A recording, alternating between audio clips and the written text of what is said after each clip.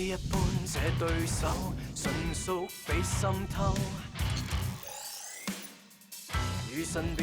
來到適當時候，相反方向去守，浸於水底一塊石頭。如在惡鬥，每次出手，誰又笑於最後？沿路過，圍牆會突然撞破，從前那套路被我解鎖。逆轉的連場推下如錯我，像盡頭又折返當初。迷惑過，謎題會逐條道破，逆襲開始了，沒法可以停住我。沒困咗，思想飛出天際再激盪，為了想清楚尋一個結果。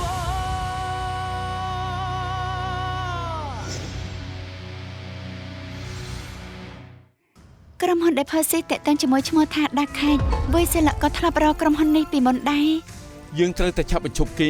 ជំហានបន្ទាប់គឺត្រូវធ្វើ Percy ចែកលុយមិនបានខ្ញុំចំណាយពេលជាច្រើនរៀបចំផែនការឯងដឹងទេគេមិនទាន់ចប់ទេខ្ញុំមិនឆាប់ចាញ់លឿនដល់ម្លឹងទេខ្ញុំបានដំណឹងថាថ្នាក់លើនឹងបន្ថយមនុស្សនៅផ្នែកនេះខ្ញុំក៏នឹកឃើញចង់ផ្ទេឯងមក CIB ភ្លាមខ្ញុំរងចាំរួមសហការការងារថ្មីនេះបញ្ហាគ្រឿងញៀននៅធួនមិនកាន់តែយ៉ាប់ហើយអាទិត្យមុនចាប់បានឡានឈ្នួលដឹកថ្នាំ4គ្រឿងតាមព័ត៌មានពី CIB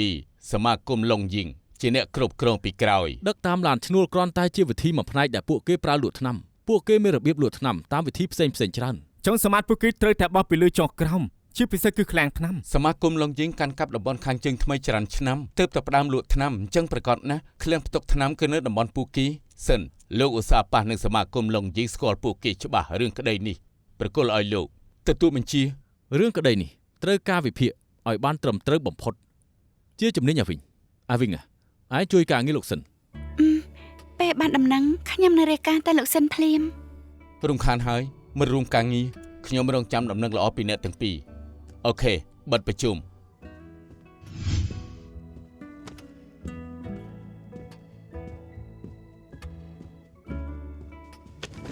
ម៉ាដាមនាងគឺហងសុនជឿលោកគឺតង់យោជាអ្នកទាំងពីរចូលរៀនបលិដំណើរគ្នានាងជំនាញផ្នែកអង្កេតលោកជំនាញផ្នែកចងចាំត្រូវលោកគូចុចឈ្មោះឲ្យចូល CIB ខ្ញុំមើលប្រវត្តិអ្នកទាំងពីរហើយពិតជាអញ្ចឹងមែនការចងចាំខ្ញុំមិនអាចប្រៀបធៀបនឹងរហស្សនាមកំពូលកុំព្យូទ័រ IB ទៅមិនតែប៉ុណ្ណឹងសមត្ថភាពជីកកាយតម្រុយរបស់ម៉ាដាមបានចាស់ទុកក្នុងអង្គភាពប៉ូលីសជារាជនីបំបាំងកាយអីទៅហើយខ្ញុំមកវិញបានហើយបំវិញលោកគូសង្ឃឹមខ្ពស់លើអ្នកទាំងពីរច្បាស់ជាមិនធ្វើគាត់ខកចិត្តនោះទេឡងយិញជួញថ្នាំនៅធួនមិន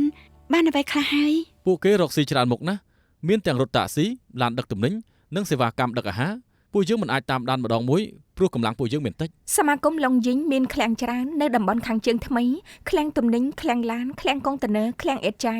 មួយមានជាង100កន្លែងពិនិត្យម្ដងយូរណាស់ឯកសារព័ត៌មានធ្វើត្បិតតែមានកដូចភ្នំតែកំអាស្លាន់តាំងស្មារតីពិនិត្យមើលម្ដងមួយពួកយើងពិនិត្យមើលរួចហើយតែរកមិនឃើញមានអ្វីទេត្រូវការសង្កេតដោយប្រុងប្រយ័ត្នឯកសារមួយនេះមើលម្ដងទៀតទៅនេះជាសាលាបង្រៀនយិនស៊ីងដែលមានទីតាំងនៅផ្សារទំនើបនៃអគារស្នាក់នៅតំបន់ធូមិនម្ចាស់ជាប្តីប្រពន្ធមកគូគ្មានប្រវត្តិជាក្រុមសង្គមងងឹតមើលទៅស្អាតស្អំមានព័ត៌មានពួកគេដោយសារហាងរបស់ពួកគេគ្រប់គ្រងដោយសមាគមឡុងយីងជួលហាង 3-4 កន្លែងឲ្យអ្នករកស៊ីធម្មតានៅតំបន់នេះពេលណាត់ឲ្យច្បាស់ទៅសាលាបង្រៀនធំមានដល់តែ 3-4 ទីតាំងនៅក្បែរផ្សារទំនើបសិស្សគួរណាស់តែមានជំរើសចូលរៀនច្រើនកន្លែងខុសៗគ្នាយិនស៊ីងជាសាលាបង្រៀនតូចមួយតែមានសិស្សចូលរៀនដល់ទៅជាង100នាក់មិនយល់ថាចម្លែកទេម្យ៉ាងទៀតសិស្សសាលាបង្រៀនភាគច្រើនមានអាយុ18ឆ្នាំជាសិស្សកម្រិត5ដែលជាកម្រិតមិនទាន់ត្រូវការបុករៀនខ្លាំងតែអាចចៃដន្យមានសិស្សមុខដដែលជាច្រើនមកចូលរៀនដំណើរគ្នាដែរវត្តមានសិស្សពេញរាល់ថ្ងៃគួរឲ្យសង្ស័យពិតមែននៅមានទៀតថ្នាក់ដឹកនាំសាលាបង្រៀនយិនស៊ីងគឺលោកយៀននិងអ្នកស្រីយៀនពេលអ្នកគេគ្មានប្រវត្តិបង្រៀនសិស្សទេហេតុអីមកបើកសាលារៀនអញ្ចឹងបើកសាលារៀនអាចគ្រាន់តែជាសបកក្រៅចំណែកឯធាតុពិតខាងក្នុងតតែឆែកមើលទៅដឹងបងវិញអស់ចាមែនកលេចតែបន្តិចក៏ចាប់ថ្នាក់បានភ្លាមខ្ញុំមិនអស់ចាទេគ្រាន់តែខ្ញុំបានអានឯកសារអស់ទាំងនេះរួចមុនហើយប៉ុណ្ណោះ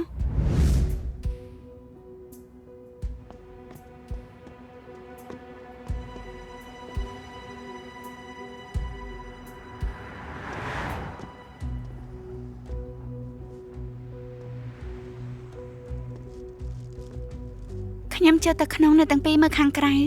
ទទួលបញ្ជា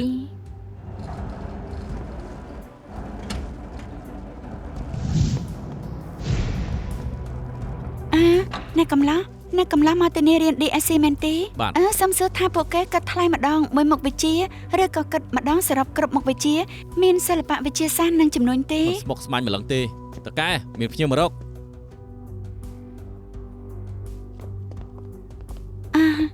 នៅនាងមានអ្វីចង់ឲ្យខ្ញុំជួយដែរទេ ខ្ញុំទៅប្រើមកនៅទីនេះខ្ញុំកំពុងរកសាលារៀនល្អមួយឲ្យកូនប្រុស ឆមាននេះពេញហើយមិនទទួលសិស្សថ្មីទេ ខ្ញុំអាចចុះឈ្មោះបងថ្លៃមុនជួយកត់ឈ្មោះក្នុងបញ្ជីរងចាំផង គ្មានបញ្ជីរងចាំទេ ប៉ុន្តែខ្ញុំអាចរងចាំបាន សុំទោសថ្នាក់ពេញអស់ហើយទៅរកសាលាផ្សេងចុះ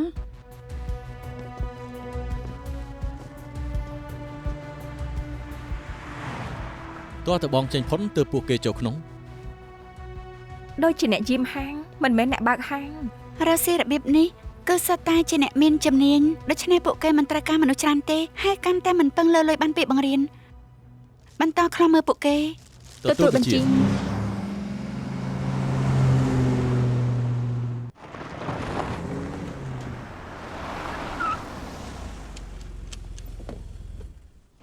អរុនសួស្ដីលោកយានសួស្ដីអ្នកបង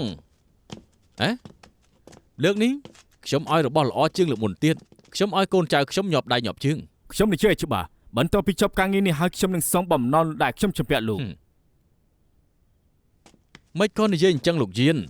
អ្នកណាក៏ដឹងថាអាឆ្កួតប៉ាវខ្ញុំនេះមានអីវ៉ាន់ច្រើនលោកបន្តធ្វើការឲ្យខ្ញុំរកលុយបានយ៉ាងងាយវាប្រសើរជាងលោកបើកសាលាបង្រៀនសិស្សឡែតនាំទៅហត់នោះទេមិនក៏ច្រើនម្ល៉េះ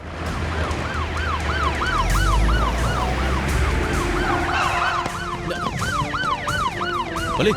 អ្នកសៀមប៉ូលីសអ្នកសៀមលើកដៃឡើងអ្នកសៀមប៉ូលីសចង្រៃ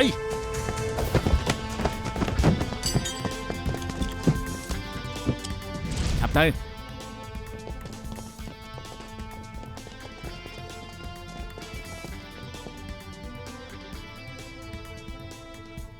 លោកសិនរកឃើញអ្វីម្យ៉ាងនៅក្នុងផ្ទះកុងតឺន័រ CIB អ្នករកឃើញមិនទេលើកនេះយើងចាប់បានការចែកចាយថ្នាំជ្រកក្រោមដំបូលសាលារៀននិងរកឃើញឃ្លាំងថ្នាំសមាគមឡុងយីងឃើញកូកាអ៊ីននិងមេតាំហ្វេតាមីនសរុបជាលុយ$80 លានពួកគេខាតធ្ងន់ហើយសិនការងារលើកនេះជូនពិន្ទុលោកពេញបើមិនបានព័ត៌មានជាក់លាក់ពី CIB ទេពួកយើងក៏មិនអាចសម្រេចដែរ បើគ្មានចំណុចចិត្តចាប់ជនអាក្រក់ព័ត៌មានជាក់លាក់ប៉ុណ្ណាក៏អត់ន័យដែរ អ្នកទាំងពីរប្រកែកដាក់ខ្លួនរួមដៃគ្នាធ្វើការបានយ៉ាងល្អប្រតិបត្តិការលើកនេះសម្រេចបានផល2បំបីក្តីបាន2ក្តី2ក្តីមួយទៀតជាអ្វីនិយាយដល់ក្តៅចិត្តនៅចាំអ្នកស៊ើបអង្កេតស៊ីជា YouTuber ទីនៅចាំត្រូវអរគុណដែលគេរកឃើញអ្នកកសែតជនវត្តអាចធ្វើឲ្យយើងរកឃើញបាត់ក្របកំភ្លឹង30ឆ្នាំមុនមិនដឹងគួរខឹងឬគួរអរគុណគេទេ Channel គេពេលនេះបានបង្ហោះវីដេអូវាយប្រហារប៉ូលីសគេថា10ឆ្នាំមុនមានក្តីបង្ករបួសស្នាមធ្ងន់ធ្ងរថាភ័ស្តុតាងមានគ្រប់គ្រាន់ហើយតែប៉ូលីសអត់ធ្វើការខ្ញុំក៏មើលដែរជនរងគ្រោះនៅក្នុងរឿងក្តីនេះជាបងប្អូនអ្នកស៊ើបអង្កេតស៊ីបងប្អូនពួកគេមានទួនាទីលក់ធានារ៉ាប់រងម្នាក់បោកប្រាស់ថានឹងព្រមដេកជាមួយគេតែនៅពេលដែលទៅអូតែលនៅរីនោះក៏បានដកកាមាត់ចាក់គេចុងក្រោយជើងឆ្វេងរបស់គេក៏ត្រូវបានពិការរឿងក្តីនេះគ្មានអ្នកត្រូវចាប់ខ្លួនខ្លាចជាក្តីទុកចោលក្រោយរឿងក្តីចាប់ខ្លាអ្នកស៊ើបអង្កេតស៊ីបានដឹងថាយើលីជាមនុស្សស្រីបោកប្រាស់និងដឹងថានាងធ្លាប់ធ្វើការធានារ៉ាប់រងពីមុនគេគិតថាយើលីធ្វើឲ្យប្អូនប្រុសគេរបួសគេថានៅលើកំបិតដែលឃើញនៅកន្លែងកើតហេតុមាន DNA របស់ស្រីម្នាក់នោះគេចង់ឲ្យប៉ូលីសធ្វើការប្រៀបធៀប DNA ទាំងពីរនេះយើលីស្លាប់មុនកាត់ទោស DNA នាងក៏គ្មានក្នុងទិន្នន័យប៉ូលីសដែរឲ្យប្រៀបធៀបយ៉ាងម៉េចប៉ូលីសក៏គ្មានសិទ្ធិអីទៅយក DNA ពីអ្នកស្លាប់បានដែរបញ្ហាគេមានអំណត់លើខ្លួនឯងគិតតែវាយប្រហារលើប៉ូលីសគេថែមទាំងរុញឲ្យយើលីដាក់បន្ទុកលើប៉ូលីសទៀតសំណាងហើយយុត្តិធម៌មានពិតមិត្តរួមការងារយើងបានយក DNA របស់អ្នកស្រីយានមកប្រៀបធៀបនឹងនារីម្នាក់នោះឃើញថាដូចគ្នាបញ្ជាក់ថាអ្នកស្រីយានជានារីលក់ធានារ៉ាប់រងធ្វើឲ្យប្អូនប្រុសគេរបួសបញ្ជាក់ថាកន្លងមកគេគិតខុសស្រឡះបន្ទាប់ពីរឿងក្តីឡើងដល់តុលាការយើងនឹងវាយបកគេវិញឲ្យប៉ូលីសបើកសន្និសីទពិសេសមួយហើយឲ្យគេឡើងបកស្រាយគំនិតល្អណាស់ហើយយ៉ាអ្នកទាំងពីរចំជាដៃគូល្អនឹងគ្នាមែនខ្ញុំសំដៅលើរឿងការងារ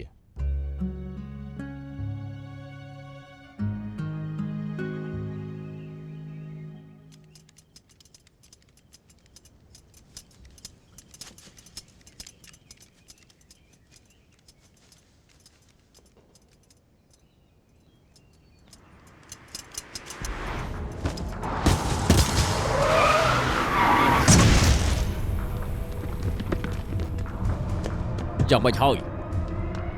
អ្នកទោសលួចរត់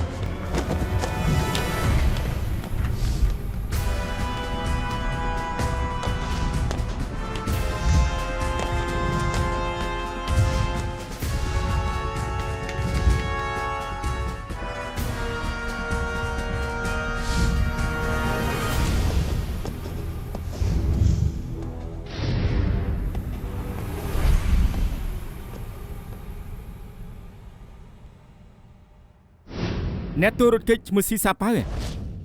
គេប្រព្រឹត្តបទល្មើសប្លន់លើ20ដងចាយពី 3-4 ឆ្នាំទើបចាប់គេបានគេកាត់ទោសជាប់ពន្ធនាគារ30ឆ្នាំគេជាមួយក្នុងចំណាំស្ដេចចោលទាំង3នៅហុងកុងឲ្យរត់ចេញពីគុកបានពិតជាងាយពេកឲ្យទៅដឹងលោកនាយ គេជាប់គុកជាង20ឆ្នាំហើយគេស្ដាប់បង្គាប់មករហូតគេចាស់ហើយក៏ជិតដល់ពេលចេញពីគុកដែរទើបត្រូវបញ្ជូនទៅគុកដែលមិនសូវតឹងរឹងទើបគេលួចរត់បាត់ គេចាប់គុកជាង20ឆ្នាំខែក្រោយប្រកាសជាត្រូវដោះលែងអាចរងចាំបានតើហេតុអីក៏គេជឿរើសរត់ចេញពីគុកនោះ នេះជារឿងគួរឲ្យសង្ស័យហេតុអីគេធ្វើអញ្ចឹងនិកទុកការងារក្នុងដៃសិនទៅផ្ដោតលើរឿងក្តីនេះម្យ៉ាងមណ្ឌលកែប្រែប្រាប់មកថាពីមុនគេធ្លាប់ធ្វើជាទូជំនួសក្បាច់គុណគេប្រកែវាយណាស់ មានអីត្រូវខ្វល់ទៅគេជាស្ដេចចោលពិតមែនតែអាយុ60ផ្លាយហើយ គេខ្លាំងឬអត់ខ្ញុំមិនច្បាស់ទេតែបណ្ដាញសង្គមនៅតែជជែកពីរឿងនេះពួកគេមានការផិតភ័យថ្នាក់លើឲ្យឆាប់ចាប់គេមកវិញជៀសវាងបង្កភាពភ័យខ្លាច ទទួលបញ្ជា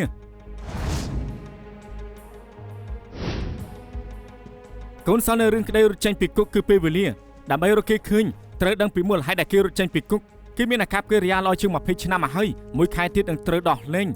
ហេតុអីក៏គេរត់ចេញពីគុកបានន័យថាមានរឿងសំខាន់ត្រូវធ្វើនៅក្នុងខែនេះណាស៊ីសាប៉ាគេចងគំនុំណាស់ជនជាតិវៀតណាមម្នាក់នេះបានក្បត់គេបានលាក់ខ្លួន5ឆ្នាំស៊ីសាប៉ាតាមរករហូតបានជួបរួចហើយក៏ត្រូវវារហូតដល់របួសធ្ងន់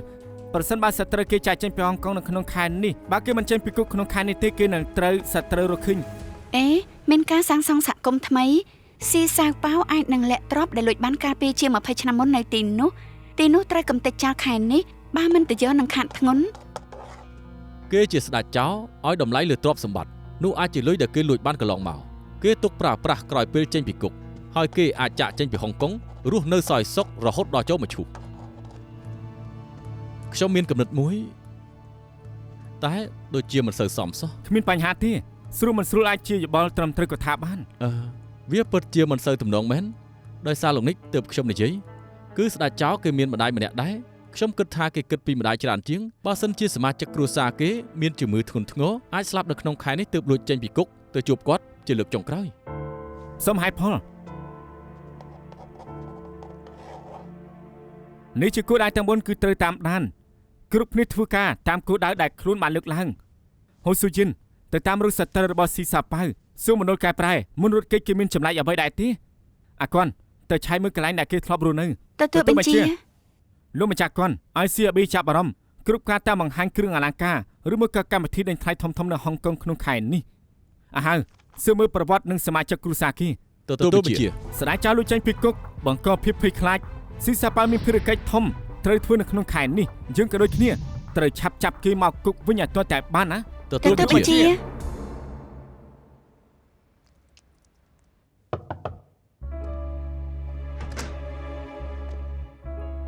ចូលក្នុងសិនមកលបងអន្ត្រីនៅហូឡង់តាក់ទងមកខ្ញុំដំបងខ្ញុំមិនចង់ជឿទេពូប៉ៅពូនៅមមតំល្អណាស់ ខ្ញុំត្រូវនៅទីនេះហ៎ ត្រូវហើយផ្ទះជួលនេះមិនទាន់មានអ្នកជួលទេចង់នៅយូរប៉ុណ្ណាក៏បានដែរបើពូមិនទម្លាប់នៅទីនេះក៏មិនអីដែរនៅតំបន់ថ្មីមានប្រមាណកន្លែងទៀត ជើរបស់ដែលខ្ញុំត្រូវការ ណែឧបករណ៍រំខានកាមេរ៉ាសុវត្ថិភាពវាធ្វើការបានតែ10វិនាទីអីទេ ប៉ុណ្ណឹងគ្រប់ហើយ លបងអន្ត្រីណែនាំខ្ញុំថាបើលោកត្រូវការអីឲ្យបិសាចហោះខ្ញុំរកឲ្យខ្ញុំអាចរកទូរស័ព្ទជួលនិងសម្ភារៈដែលលោកត្រូវការបានខ្ញុំថែមទាំងស្គាល់ម្ចាស់ទូកប្រមាណអ្នកទៀតនិយាយរួមឲ្យទៅលោកត្រូវការខ្ញុំរកឲ្យលោកបានគ្រប់យ៉ាងមិនរំខានទេកូនសោទុកនៅត្រង់នេះ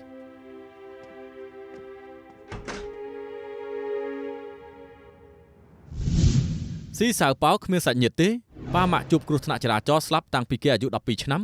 គេជាអ្នកឆាវជើចូលហុងកុងខុសច្បាប់នៅអាយុ15ឆ្នាំគ្មានសាច់ញាតិនៅហុងកុងមិនធ្លាប់រៀបការក៏គ្មានកូនចៅដែរគ្មានអ្នកទៅលេងក្នុងគុក មើលទៅគេមិនបានលួចចេញពីគុកទៅមើលសាច់ញាតិឈឺទេ ខ្ញុំទៅឆែកកន្លែងគេធ្លាប់រស់នៅពីមុនហើយសិតតែត្រូវវាចោលតែនៅអាចមានកន្លែងផ្សេងដែលយើងមិនដឹងខ្ញុំនឹងស៊ើបបន្ថែម ខាងមណ្ឌលកែប្រែមានដំណឹងអីទេខ្ញុំបានសុំមណ្ឌលកែប្រែហើយស៊ីសាប៉ៅពិតជាខុសប្លែកពីគេពិតមែនគេជាមនុស្សស្ងៀមស្ងាត់មិនសូវមកកគេមិនបង្កសត្រូវក៏គ្មានមិត្តដែរតែក្រោយមកគឺមានជនអនាមិកម្នាក់បានផ្ដោតដំណឹងឲ្យ OCTB ថាមានត្រូវគេចាប់ខ្លួនប្រហែលជាគេរត់គេចដោយសារទៅសងសឹក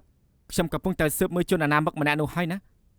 ខ្ញុំបាននិយាយជាមួយតាឡាន់នៅមណ្ឌលកែប្រែពី3ឆ្នាំចុងក្រោយស៊ីសាវប៉ាវគឺធម្មតារឿងមួយគត់ដែលមិនធម្មតាគឺគេចូលចិត្តមើលព័ត៌មានតាមទូរទស្សន៍ពិសេសគេចាប់អារម្មណ៍ព័ត៌មានហិរញ្ញវត្ថុ អាវិញខែនេះនៅហុងកុងមានកម្មវិធីតាំងបង្ហាញធំៗទេ ផ្ទះដេញថ្លៃ folder buy នៅមានកម្មវិធីដេញថ្លៃគ្រឿងអលង្ការនៅចុងខែនេះនិងការតាំងពិព័រណ៍វត្ថុបុរាណរជ្ជកាលឈិញនៅសាលពិព័រណ៍នៅ Central ពេលកម្មវិធីនេះសុទ្ធតែត្រូវបានចុះផ្សាយ ទាំងនេះបានសរុបជាទឹកប្រាក់ស្មើនឹង$100 លាន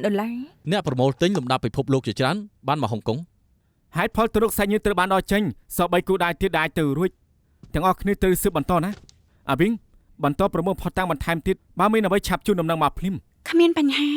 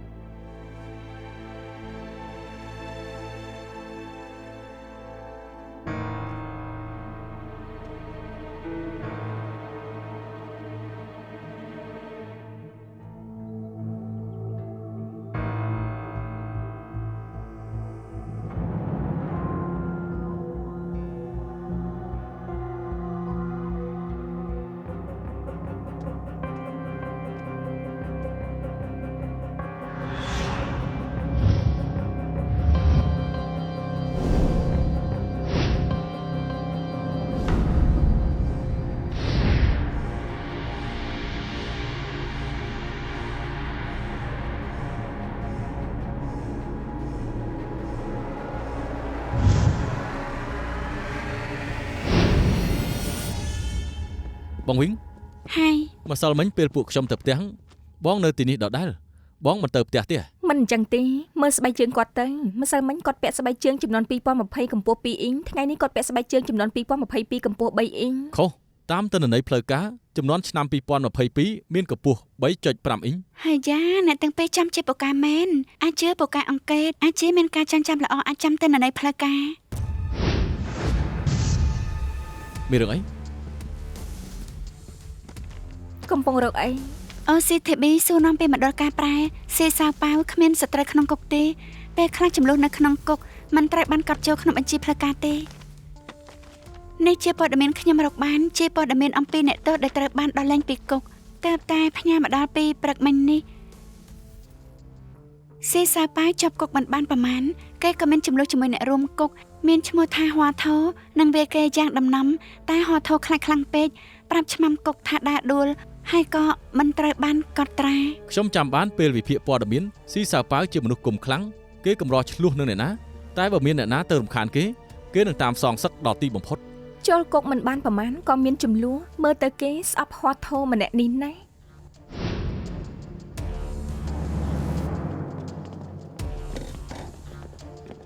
ចង់ទិញអីមែនទេ ឈ្មោះហោះធំមែនទេ អស់លោកជាអ្នកណា សិនប៊ូលីអធិការជាន់ខ្ពស់ OCTB ហៅលោកប៉ូលីសខ្ញុំរកស៊ីត្រឹមត្រូវ 3-4 ឆ្នាំមកហើយមិនដែលល្មើសច្បាប់ទេ មើលព័ត៌មានទេស៊ីសាប៉ាវរត់ចេញពីគុក ហើយចុះពាក់ព័ន្ធអីនឹងខ្ញុំទៅខ្ញុំមិនដែលស្គាល់គេទេអត់ទិញទេទៅវិញទៅខ្ញុំត្រូវការបើករកស៊ីអត់ស្គាល់អញ្ចឹងស៊ីសាប៉ាវជាប់គុកជាង20ឆ្នាំទៅហើយឆ្លោះគ្នាតែម្ដងគត់គឺជាមួយលោកមែនខ្ញុំចាំបានទេចាំបាច់សម្ដែងដែរទេបើមិនមែនជាសត្រូវរបស់គេមិនអាចវាយលោកពេលដែលនៅក្នុងគុក ព្រោះចឹងបាននឹងទៀតថាគេចេញពីគុកគឺដើម្បីមកសងសឹកនឹងណា នេះដើម្បីទៅសងសឹកខ្ញុំគេហ៊ានលួចរត់ចេញពីគុកផងអី ពីបាថាដែរគេធ្វើការមកចត់ណាស់ហើយក៏ចង់គំនុំទៀតដែរជាង20ឆ្នាំក្នុងគុកគេមិនបង្កបញ្ហាសូម្បីតែបន្តិចដូច្នេះគេចេញពីគុកប្រហែលជាមករកលោកឥឡូវគេចេញពីគុកហើយមិនស្រួលអាចមកជំរាបបញ្ជីចាស់ជាមួយនឹងលោកកថាបានដែរយកលុយឆាប់ប្រាប់ពួយជើងឲ្យអស់ភ្លាមមកណាដើម្បីឆាប់ចាប់គេបានលោកចង់ដេករស់នៅស្រួលដែរទេ តើចង់ឲ្យខ្ញុំនិយាយអីទៅខ្ញុំគ្មានចំនួនអីនឹងគេទេគឺអាចង្រៃអន្ត្រីស៊ីសិញលៀនមិនឲ្យលុយថ្លៃបរិយខ្ញុំ ខ្ញុំយកច្រាស់ដុសធ្មេញទៅគម្រាមទាលុយគេតែស៊ីសៅប៉ាវមិនដឹងចេញមកពីណាវាយខ្ញុំយកតែម្ដងមិនដឹងថាហេតុអីទេខ្ញុំអត់ស្គាល់គេផងនឹងតែប៉ុណ្ណឹងទេគឺតែប៉ុណ្្នឹងឯងមិនឆ្លោះគ្នាអីទេគឺគេមកវាយខ្ញុំស្រស់ប៉ុន្តែប៉ុណ្្នឹងគេដូចជាចេះក្បាច់គុណទៀតវាយខ្ញុំអត់ឡើងទ្រូមខ្លួន អូខេអរគុណច្រើនទៅយើងលោកប៉ូលីសអត់មកការពារខ្ញុំទេអីមានបញ្ហាចាំប្រាប់មកលោកម្ចាស់កុនឲ្យនឹមមកបានគេទៅទូរស័ព្ទទៅ CTB ហើយសួររកក្រុម B ហេលោកប៉ូលីសខ្ញុំកំពុងតែមានគ្រោះថ្នាក់ហើយណាលោកនេះហួរធ្វើមិញនេះខ្លាចឡើងញ័រខ្លួនហើយគេពិតជាល្ងងមែនស៊ីសៅប៉ាវគុំគួនមែនតែគេអាចចេញមកសងសឹកព្រោះតែចំនួនតូចមួយទេខ្ញុំគិតថាគេមិនល្ងងដល់ម្លឹងឡើយមិននេះពួកយើងនឹងលោកនិចបន្ថែមលបោយឲ្យរឿងកាន់ដោយការពិតដើម្បីឲ្យគេចាញ់បោកពួកយើងនឹងណាតែប៉ុណ្ណឹងទេស៊ីសាប៉ាវវាហត់ធោព្រោះឈ្មោះអន្ត្រីបញ្ជាក់ថាពួកគេស្និទ្ធស្នាលនឹងគ្នានៅហុងកុងគេគ្មានសាច់ញាតិឡើយរួចហើយគេច្បាស់ជាសុំជំនួយពីខាងម្នាក់ដែលឈ្មោះអន្ត្រីជាមិនខានលបងអន្ត្រីណែនាំខ្ញុំថាបើលោកត្រូវការអ្វីឲ្យបិសាចហួរខ្ញុំរកឲ្យលបងអន្ត្រីធ្លាប់ជាលបងធំនៅស៊ីលៀនគេទើបតែដោះលែងពី3ឆ្នាំមុនធម្មតា CIB បន្តតាមដានក្តីនេះចំនួន3ខែខ្ញុំនឹងទៅសួរឲ្យវិញភ្លាម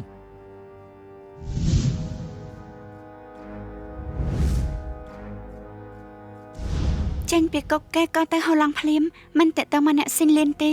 លើកលែងតែតេតដៃស្ដាំគេម្នាក់បិសាចហួរបើកជួបបន្ទប់នៅសិនស៊ុយពូស៊ីសៅប៉ាវអាចនៅលាក់ខ្លួននៅទីនោះ CIB នឹងទៅរកមើលខ្ញុំចូលទៅមើលហើយទទួលបានក្រុម B នឹងរងចាំផ្ដល់ជំនួយ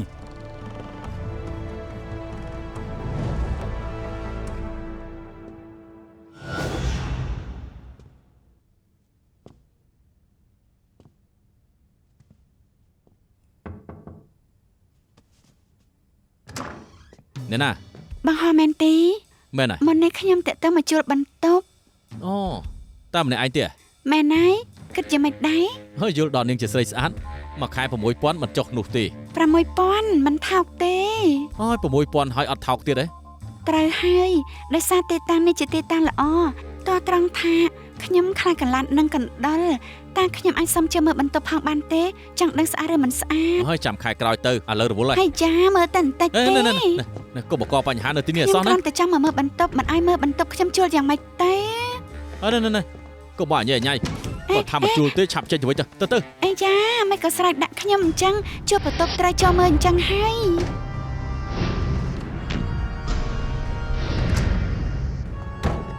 ចេញទៅចង់មើលគីឡូភ្លើងទៀតចិត្តអាក្រក់មិនជួលទេខ្ញុំក៏មិនជួលនាងដែរ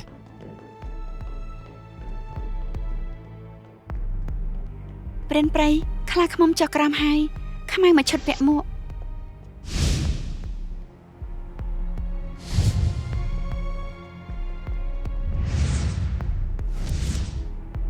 កំពុងតាមខ្លាឃ្មុំអាចស្ទាក់ចាប់គ្រប់ពេលតាមដានគេទៀតក្រែងជំនាញគ្នាបើមានចាប់ទាំងអស់ទៅដឹងទេដឹងហើយ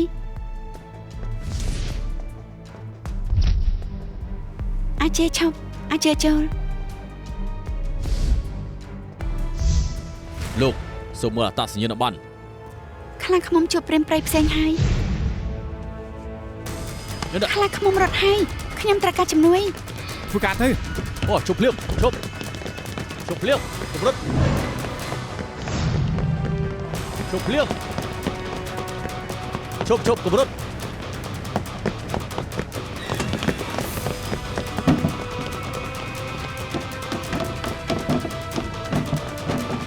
ជប់ភ្លាមទីកណាហើយតែបាត់ហើយតាមមិនតាន់ទេលោកម្ចាស់គាត់ប្រាប់ឲ្យគ្នាតាមរកគេរកអ៊ីជួយទទួលបញ្ជា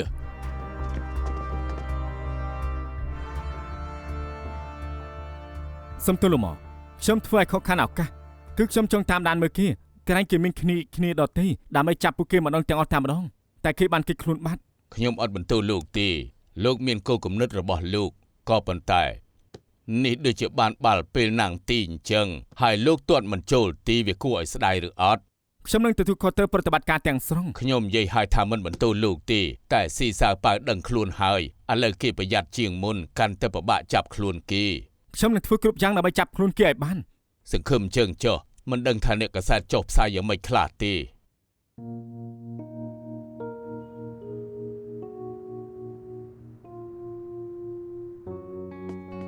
អាហារពេលយប់ច្រើនមុខឆ្ងាញ់មកដល់ហើយសំទោស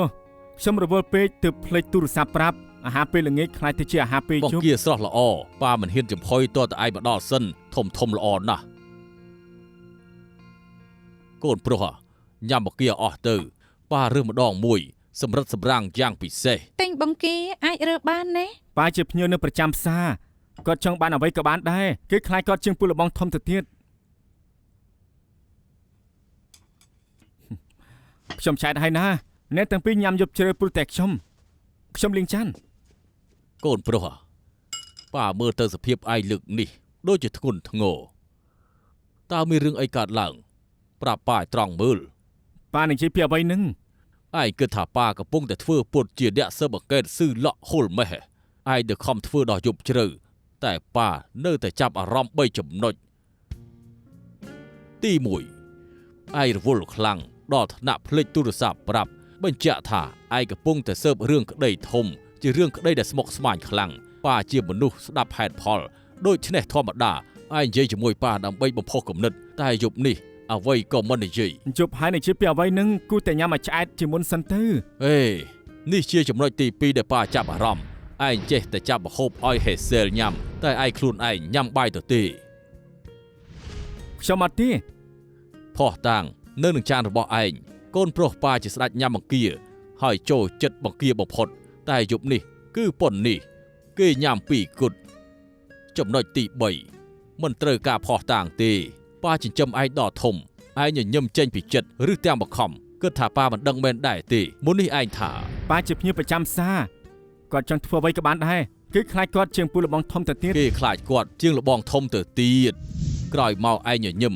តែប៉ាមើលដឹងខ្លាយឲ្យសុទ្ធប៉ាជាប៉ាស្គាល់កូនប្រុសច្បាស់ក្នុងចិត្តឯងគិតអីប៉ាអាចមើលធ្លុះប៉ាជឿជាក់យ៉ាងច្បាស់ថាប្រកាសជាមានរឿងជាមិនខានទេ មានរឿងអីមែនទេ ប្រតិបត្តិការថ្ងៃនេះខ្ញុំធ្វើការសម្រេចចិត្តខុសគឺធ្វើឲ្យអ្នកទោសរួចខ្លួនការសម្រេចចិត្តអាចនឹងមិនមានបញ្ហាផ្នែកនីតិវិធីតែខ្ញុំគួរតែអាចចាប់គេបានតាំងពីដំបូងមកម្លេះណាលោកប៉ា បងអាចចាប់គេពេលក្រោយបាន ប៉ាឲ្យសំណើឯងមួយចុះជីវិតមនុស្សប្រៀបដូចជាការលេងម៉ាជាង បើគ្រាប់ម៉ាជាងមិនល្អត្រូវអត់ធ្មត់ នៅមានទៀតមាន4ប្រភេទទី1អត់ជំនាញតែមានសំណាងមិនចេះលេងក៏ចេះតែលេងទៅបើសិនបានគ្រាប់គ្រប់គូហើយនោះប្រកាសជាឈ្នះទី2មានជំនាញតែគ្មានសំណាងលេងដល់អស់លុយពីខ្លួនទៀតផងក៏មិនឈ្នះគេដែរទី3អត់ជំនាញហើយអត់សំណាងកុំចូលលេងឲ្យសោះទៅអង្គុយមើលគេលេងអុកនៅសួនវិញទី4មានជំនាញហើយមានសំណាងលេងដូចជាស្ដេចល្បែងអញ្ចឹងក្តារណាក៏ឈ្នះបើអញ្ចឹងយ៉ាងម៉េចឯងលេងមិនចេះបន្ធូរដៃឲ្យគេដូច្នេះអ្នកដទៃនឹងឈប់លេងជាមួយហើយនឹងឯកា លោកប៉ាតាខ្ញុំជឿណាស់ណាតាខ្ញុំមានជំនាញឬមួយក៏អត់ជំនាញ ប៉ាចង់និយាយថាមានជំនាញខ្ពស់ប្រសើរជាងមាន EQ ខ្ពស់ត្រូវចងចាំថាលេងប៉កែមិនប្រកាសថាឈ្នះចុះបៀខុសមិនប្រកាសថាចាញ់ពេលខ្លះអាចទាញប្រយោជន៍ពីកំហុសខ្លួនចុះបៀខុសតែចំពេលល្អចូលមកនៅតែឈ្នះ ខ្ញុំចូលចិត្តមួយនេះទាញប្រយោជន៍ពីកំហុសឲ្យខុសបែរជាត្រូវ បានបៀអត់ល្អមិនមែនជាបញ្ហាចុះបៀខុសកាន់តែគ្មានបញ្ហាឈ្នះឬចាញ់ត្រូវនៅឲ្យស្ងៀមលេងវាឲ្យបានត្រឹមត្រូវកុំជ្រែងជ្រញ់នាំឲ្យខ្លួនកើតមានវិបដិសារីធ្វើបែបនេះគឺ very good លោកប៉ាអាចារ្យមែន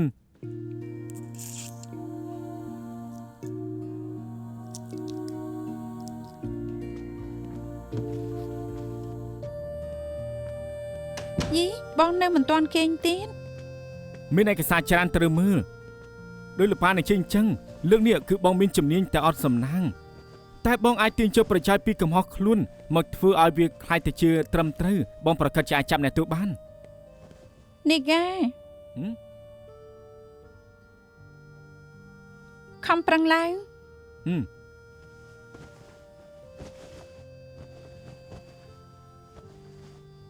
បានតែប្រាប់ឲ្យខំប្រឹងតែគ្មានឲ្យការតាំងចិត្តបន្តិចទេ ការគ្រប់គ្រងផ្លូវកាយបែបណាដែលបងចង់បាន បងស្រែកទឹកសុំទឹកមួយកែវបានទេ បានតា នេះអូនពិតជាមានបញ្ហាពិតមែន អត់មានទេ ធម្មតានៅពេលអូនឡើងគ្រែបើមិនមែននិយាយថាភ្លើងឆេះអូននឹងមិនចប់ពីលើគ្រែទេ ហើយដល់ផ្ទះត្រូវគិតមនុស្សជាទីស្រឡាញ់រឿងក្តីទុកនៅកន្លែងធ្វើការទៅនេះជិះមកបងចាំស្ដាប់ យល់ថាខ្លួនឯងអត់បានការ អូនអត់បានការមកដល់បងទេ អូននិយាយមែនអូនមើលមិនដឹងថាបងមានបញ្ហាទេ បញ្ហាបងប្រកាសជាត្រូវលាក់ឲ្យចិត្តហើយមិនអាចឲ្យអូនឃើញទេ តែប៉ាបងនៅមើលដឹង អូនចំណែននឹងប៉ាបងមែនទេ អូនគ្រាន់តែគិតថាអូនមិនយល់ពីបងច្បាស់ដូចគាត់យល់ គាត់រស់នៅជាមួយបងយូរឆ្នាំអូនទើបតែនៅជាមួយបងមិននឹងដឹងទៅប៉ុន្តែបើសិនជាអូនចង់ឈ្នះប៉ាបងនៅជាមួយបងអាយុឆ្នាំទៅប្រកាសជាឈ្នះប៉ាបង អ្នកណាចង់នៅជាមួយបងយូរឆ្នាំនោះ យើងចិត្តរៀបការហើយបើអូនមិនបកក្រោយយើងច្បាស់ជានៅយូរឆ្នាំ អូនមើលមិនដឹងថាបងមិនសប្បាយចិត្តអូនមិនអាចលួងបងឥឡូវត្រូវបងជាអ្នកលួងវិញបងនៅចង់នៅជាមួយអូនទៀតទេ សំណប់ចិត្តអូនមិនចាំបាច់ធ្វើទេឬក៏នឹងជាអ្វីឡើយ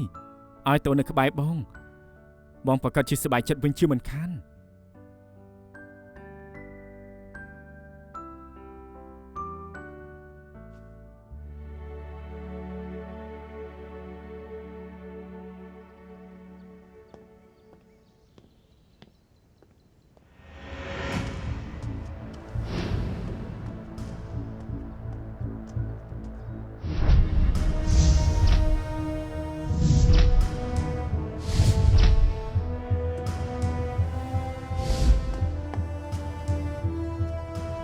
ខ្ញុំទៅសិនណាបាទ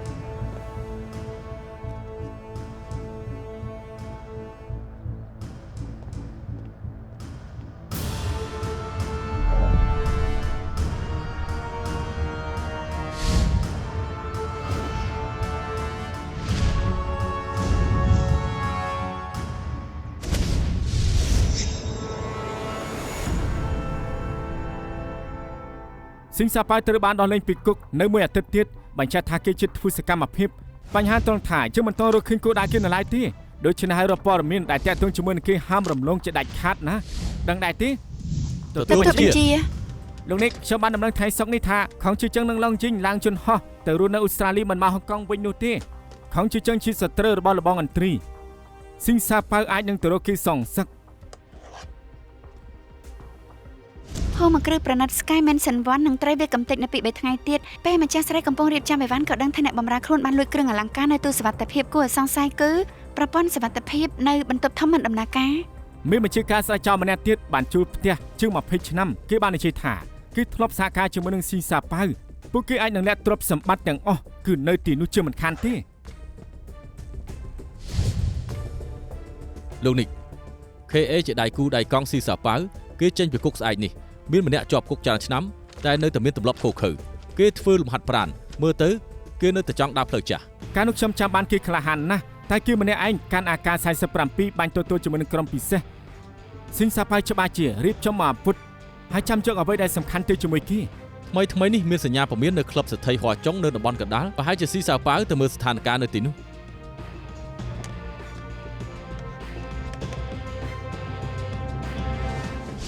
ទោះបីជាមានជំនួយពី CIB ក៏ទៅពិនិត្យនៅកន្លែងនោះមិនទាន់ពេលដែរ ដំរីសត្វតែអាចទៅរួចមិនដឹងគួរយកមួយណាទុកមួយណា បើចាប់តម្រុយខុសនឹងចាប់គ្រប់យ៉ាងទោះចាប់ត្រូវក៏មិនច្បាស់ថាមានពេលគ្រប់ ក៏មិនចាំបាច់នាំគ្នាភ័យដែរលោកគ្រូម៉ាចាំងប្រាប់ខ្ញុំថាជីវិតមនុស្សដូចជាការលេងម៉ាចាំងយ៉ាងចឹងមានជំនាញតែអត់សំណាងធ្វើខុសក៏អាចខ្លាចទៅជាត្រូវឈ្នះឬចាញ់មិនមែនជើងចរិតសម្រេចទេតាំងស្មារតីធ្វើឲ្យពីសមត្ថភាពតាមទម្លាប់ជាងពីមុនចាប់ផ្ដើមពីកន្លែងសង្ស័យជាងគេសុជាណាកុនតាមក្តីសេដ្ឋីចៅលោកម្ចាស់កុនអាហារតាមក្តីសញ្ញាប្រមានចប់ភារកិច្ចក្នុងដៃបន្តទៅគូដៅបន្ទាប់លេងតទៅដល់គ្រាប់ម៉ាចាំងចុងក្រោយណា ទទួលបញ្ជា លោកម្ចាស់កុននិងអ្នកផ្សេងកំពុងទៅតាមដំរីនៅហុងកុងដើម្បីការប្រុងប្រយ័ត្នមិនកំណត់យកស៊ីងសាប៉ៅទេខ្ញុំចង់ឲ្យ Interpol ប្រមូលព័ត៌មាននៅបរទេសដែលពាក់ព័ន្ធជាមួយហុងកុង គ្មានបញ្ហា CIB នឹងចាត់ការ អរគុណ កំគូសំ លោកមកមានការណែនាំបន្ថែមទេ មានទេខ្ញុំទើបចេញពីប្រជុំទើបចូលមកលើកទឹកចិត្តគ្រប់គ្នាខំប្រឹងណាមិនថ្នាក់លើសួរនាំពីលោកខ្ញុំតបវិញភ្លាមថាខ្ញុំមានការជឿជាក់លើលោក លោកមកមើលតែដូចកំពុងផ្ដោតសម្ពាធលើលោកនិកអញ្ចឹង សម្ពាធក៏ជាកម្លាំងជំរុញ ពួកយើងនឹងខំប្រឹងស៊ើបសមិទ្ធផលច្បាស់ជាមាន ខ្ញុំរងចាំដំណឹង អរគុណលោកម៉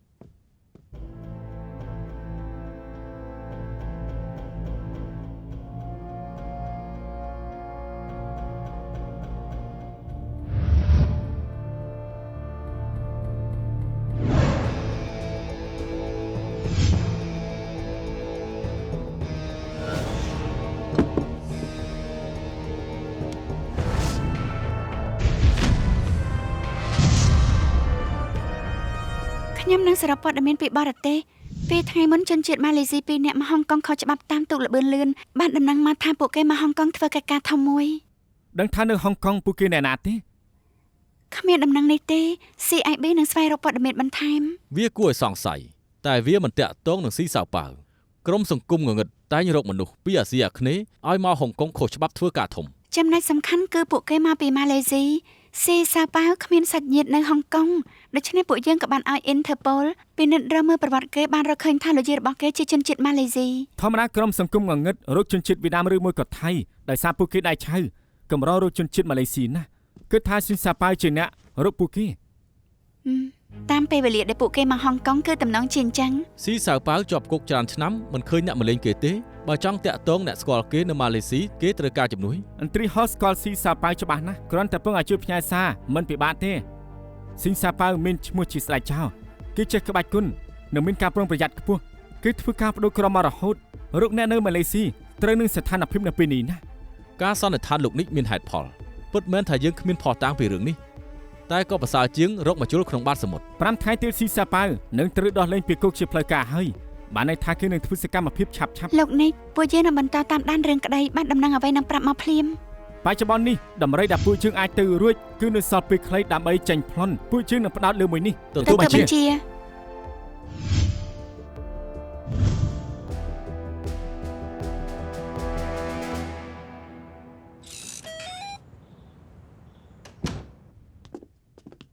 នេះ ហេលោកប៉ាមិនក៏មកព្រឹកម្លេះឯណាហេសុល ហេសែលជាអ្នកហៅប៉ាមកទាំងព្រឹកនាងថាមានកូនក្តីទៅប្តឹងប៉ូលីសទាំងកណ្ដាលយប់ចៃដន្យនាងហៅគេមកធ្វើចង្ក្រានទើបឲ្យប៉ាមកជួយមើល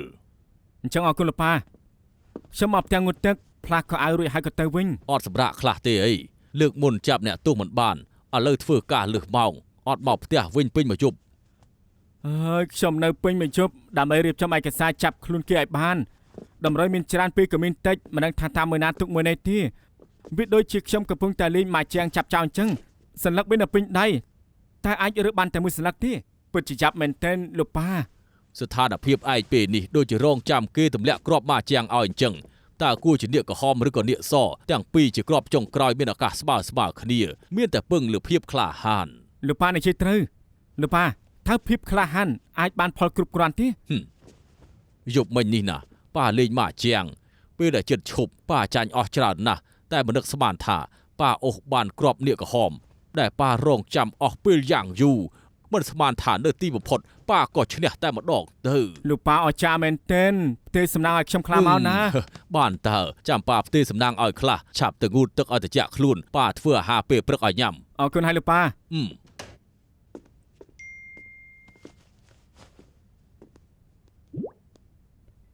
សុំទោសអូនក៏អាហារពេលយប់រួចហើយតែត្រូវរំសាយវិញកូនក្តីម្នាក់នេះរឿងច្រើនណាស់មិនដឹងថាពេលណាបានចេញពីធ្វើការទេ ម្នេះទេរំសាយក៏បានដែរបងរវល់ខ្លាំងដូចគ្នាលើកនេះតើជារឿងក្តីអ្វីទៅ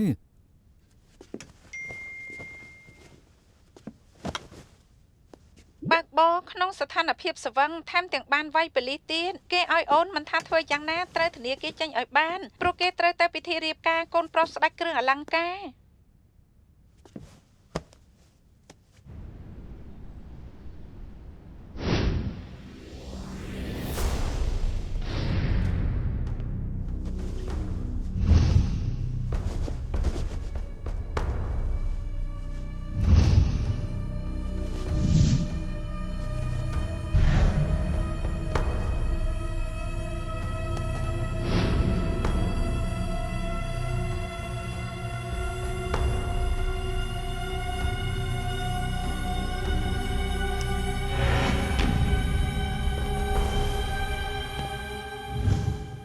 ព័ត៌មានដែលទទួលបាន គឺពួកយើងស្មានត្រូវហើយស៊ីសាប៉ាងកំពុងតែធ្វើការធំមួយជាមួយនឹងជនជាតិម៉ាឡេស៊ី2នាក់ណា ចុះគោលដៅពួកគេជាអ្វីទៅ ខ្ញុំតែជុំអ្នករៀបចំតាំងពីបង្ហាញគ្រឿងអលង្ការនិងតាំងវត្ថុបុរាណគ្មានអ្វីសង្ស័យទេតែពួកគេនឹងធ្វើតាមប៉ូលីសបង្កើនភាពប្រុងប្រយ័ត្ន អេខេលេងចេញពីគុកថ្ងៃនេះ CIB បានតាមដានគេហើយមិនឃើញមានអ្នកមកទទួលគេទេគេទៅផ្ទះចាស់របស់ម៉ាក់គេតែម្នាក់ឯងគ្មានអ្វីសង្ស័យទេ សញ្ញាពមៀននៅក្លឹបភ័ស្តុចុងក៏គ្មានដែរតើគោលដៅពួកគេជាអ្វីទៅកន្លែងដែលពួកគេគួរទៅបែរជាមិនទៅ ទាំងនោះគឺជាកន្លែងដែលអាចទៅរួចសវត្ថិភាពមានការតឹងតែងគ្នាគេគឺមានតែជនជាតិម៉ាឡេស៊ី2នាក់ប៉ុណ្ណោះគឺលះបង់ហើយចេញពីគុកគូតែមិនមែនដើម្បីរឿងតូចទេគូដៅស៊ីងសាប៉ាអាចជាកន្លែងដែលពួកយើងមនុស្សស្មានដល់តែមិនដែរទេអាចថាជាកម្មវិធីមួយដែលមានតារាល្បីឬមួយក៏មានលំដាប់អាចចូលរួមក៏ថាបាន កម្មវិធីដែលអ្នកចូលរួមតបតែងខ្លួនដោយវត្ថុមានតម្លៃ ពិសេសពួកអភិជនពួកគេចូលចិត្តពាក់គ្រឿងអលង្ការពេជ្រថ្លៃ បើសិនជាបែបនេះអាចចាត់ទុកជាកិច្ចការប្លន់ធំហើយ ឬមួយក៏ចាប់យកកូនសេដ្ឋីដើម្បីប្លន់យកលុយរាប់ពាន់លាន គេឲ្យអូនមិនថាធ្វើយ៉ាងណាត្រូវធានាគេចាញ់ឲ្យបានព្រោះគេត្រូវទៅពិធីរៀបការកូនប្រុសស្ដេចគ្រឿងអលង្ការ ពិធីមង្គលការនេះជាថ្ងៃការកូនប្រុសស្ដេចគ្រឿងអលង្ការភ្ញៀវចូលរួមគឺសុទ្ធតែជាលំដាប់អ្នកមានជាន់ខ្ពស់ខ្ញុំជឿជាក់ថាមង្គលការនេះច្បាស់ជាគូដៅពួកគេធ្វើសកម្មភាពលោកនឹងអាកុនទៅប្រមូលព័ត៌មានខ្ញុំអាហាវស៊ុយជិននឹងទៅពិធីមង្គលការ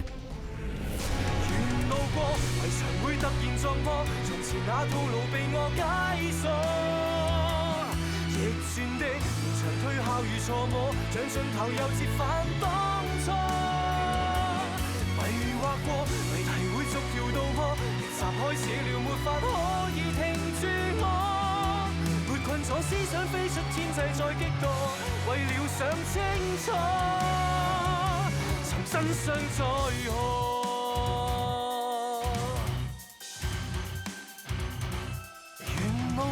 圍牆會突然撞破，從前那套路被我解鎖。逆轉的連場推敲與錯摸，像盡頭再折返當初。迷惑過，謎題會逐條道破，逆襲開始了，沒法可以停住我。沒困咗思想飛出天際再激盪，為了想清楚。